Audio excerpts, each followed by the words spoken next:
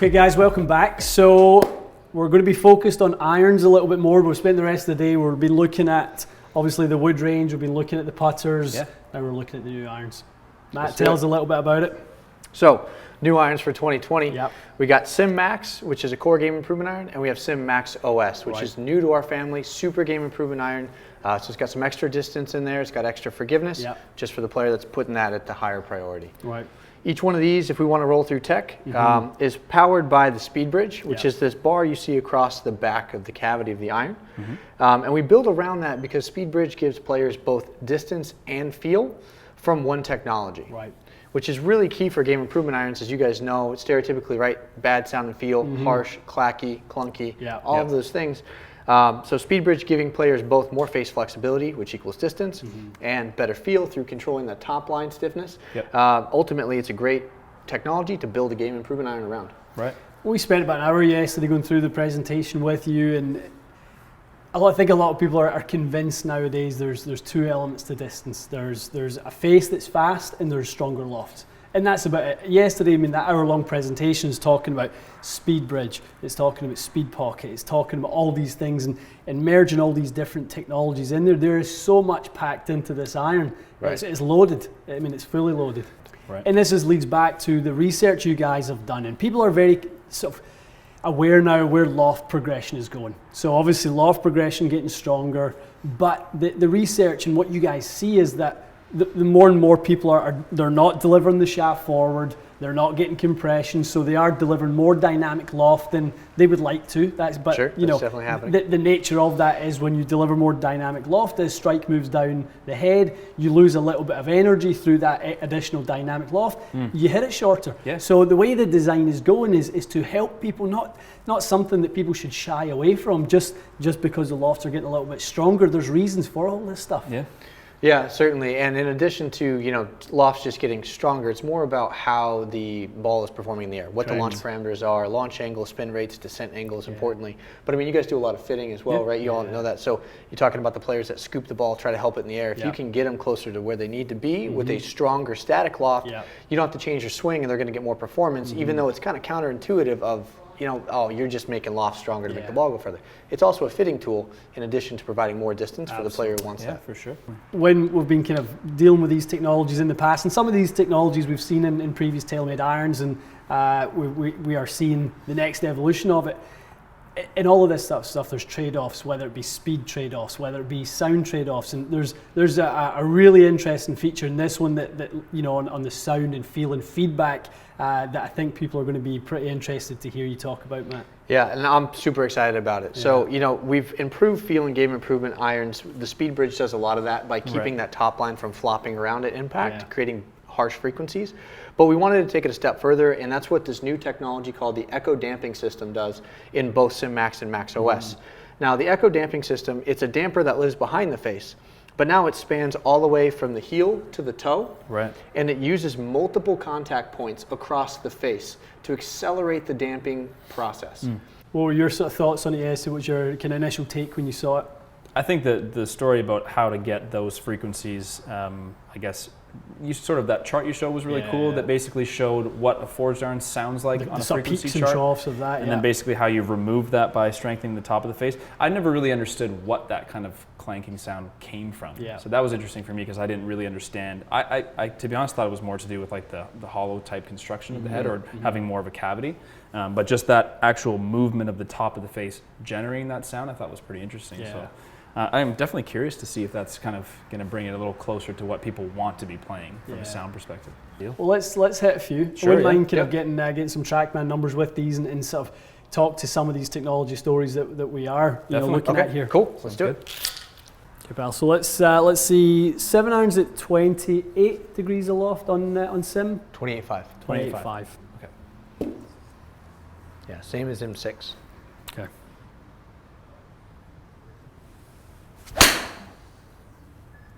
Good boy. Okay. So 197, 120 feet. So we were chatting a little bit that earlier, land angle and how important that is to the fit. Obviously, spin rate is a way to stop a golf ball, and land angle is another way to stop a golf ball. you know, at 50.7 degrees coming into the green, you're stopping. Yeah, it's not going to take a lot of spin to stop a ball at that descent angle. At that trajectory. Yeah. Okay.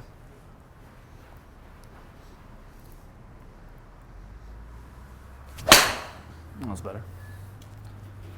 Just a bit more solid. It certainly isn't obnoxious in the noise, that's for sure. There's nothing about that that's offensive. No, it doesn't feel the way you would expect either. That's quite good.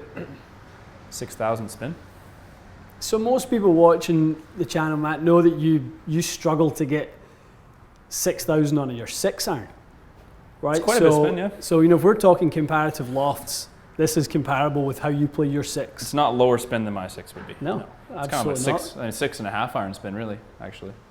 So again, you know, looking at the height that's achieving, that's CG that's kind of helping us with that. That's that lower CG, getting all that weight placement. Yes. Nice and low. Also, you know, higher CORs tend to manifest themselves in both ball speed and launch. 100%. So as that face gets faster, you're naturally going to get a higher launch angle too. Yeah. Which is something you got to take into effect. Compounding the center of gravity, technologies like the speed pocket also help bring launch up. So it's really a completely different game than, you know, 10, 15 years ago with the whole 7-iron spin 7,000. That's it. Yeah, I mean, in that whole story, I almost wish that had never appeared. That whole kind of 6-iron spins at 6,000 and 7 spin, because there's an amount of speed required to separate your spin by 1,000 RPMs per club, and it's a level of speed that most people don't have. So, you know, maybe 600-700 RPMs is more achievable for the average golfer. So, you know, for them to see that and they try and go for that, it's detrimental to performance. You end up doing something pretty weird to your swing to hit that amount of spin. Yep. Let's go. So switch balls. You're getting that with the TP5X. So I'd love to see what the TP5. Sure. So that would be for a person that was concerned. Let's say that number was lower for someone and they wanted more spin. That's not the highest spinning ball. So see what a ball change can do.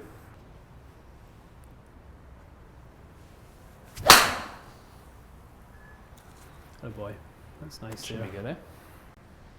Survey says there's an extra 400 RPMs. Yeah. Perfect. Yep. So where that golf ball's plotted on there, the one just in front of it, the one just under the 200 yards was the previous one, Matty. Yeah. So just a bit more distance. Yeah, you've just kicked up the spin rate a little bit more there. Tons of height, tons of spin. You don't need any more than that. Well, there you've got height and spin. Yep. You know, 6,400 by anyone's standards is fairly high in 7-iron spin. If I were to hit the same shot probably with my 7-iron, I think I'd probably be about 180, 181. So I think, I mean, the ball speed, I'm not hitting 136 ball speed, hitting a fade with a regular 7-iron. Yeah. Right, to get the height and the spin on that, you have to lose, you have to lose half a club most of the time. No, exactly it. You want to try a couple sort of shorter ones? Yeah, let's see if we can dial the speed down a little bit.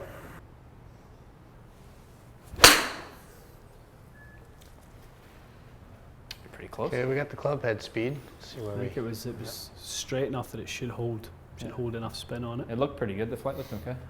So now we're up at 5,000 spin, right? That's that's more where I expected us to be. Your landing angle now 43.5. Your club head speed's right where we would expect to be for an average male golfer. Yeah.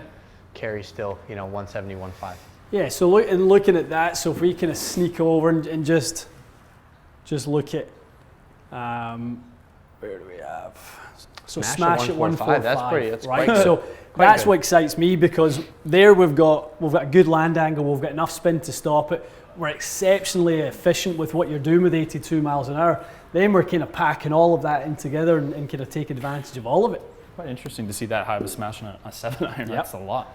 We were, when we show these irons to the tour players for fun, just obviously, they're not likely going to play them, but we were seeing smash factors of 1.52. Yeah. Jeez. Yeah, those guys just hit it right on the button every time. Rom actually really liked the 4-iron. That's what you were saying yesterday, right? Yeah. So we'll see how that goes. Okay, why don't we hit a couple with Sim OS? The OS, yeah, Hit sure. the big dog. Yeah. See how far we can hit it.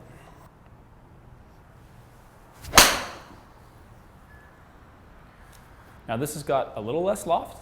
Correct, 1.5 degrees less loft, so that 7-iron's 27 degrees. Gotcha. But again, look at your landing angle, right? 49. Yeah, it's still quite steep, there, right? and you're above 5,000 for spin.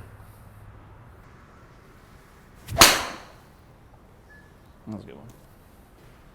Boy, so 95, 141. Yeah, really good. Last one, hard as we can. Yeah. Might as well go for it.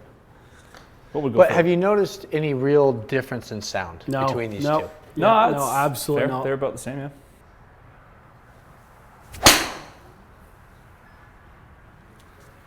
Oh, little There's spike. a little uptick. How'd you strike it? Good. There it goes. 43. 143. Spin A little bit jumps more spin. already. Look at that. Yeah. That was nice. Yeah. I think the face was a little more square. Like that one Yeah. took off really nice and straight. Yeah. No draw on that one. That's quick. That's some serious height from that one. Yeah, what's it, 135 feet? 135, almost 138 140. feet. Ash factor. That's Also, you were saying earlier on with some of the long irons, I mean, this is a 7 iron. ridiculous. Yeah. Yeah, I guess you could, 4-iron, we could Yeah, easily get it up yeah. 1.5 then. I mean, there are so, I mean, you know, just to kind of almost round this into the, you know, who are we talking to here? Who's the golfer that's going to benefit from that? It's the player who isn't maximising the ball speed with relative to their club head speed. Somebody who can really, you know, take advantage of the technology that's packed into this. You know, that's a lot of ball speed to get out of that. Yeah, to jump your efficiency by, I'm sure, at least like 0.8 or 0.9 over what my normal 7-iron would be. It's just extra distance for the person that just can't hit it far enough to shoot low. Very cool. Nice. Yeah. Awesome. Well, we appreciate the time, Matt. This has been fantastic to learn a lot about, you know, obviously where Taylormade are going with sim, and obviously we saw the driver stuff, and it's really cool to kind of hear how it's not just related to metal woods. We've got a lot of sort of, you know, different shape and different technologies being added into the irons as well. Yeah. Really appreciate it. 100%. Excellent. Okay. Awesome. Guys, hope you enjoyed that and, you know, learned a little bit about the tech that's behind these irons. Hopefully there's people watching who can kind of see what the you know, the idea, the identity of this iron is, and who that can benefit. Definitely. Excellent. Okay. See you again soon.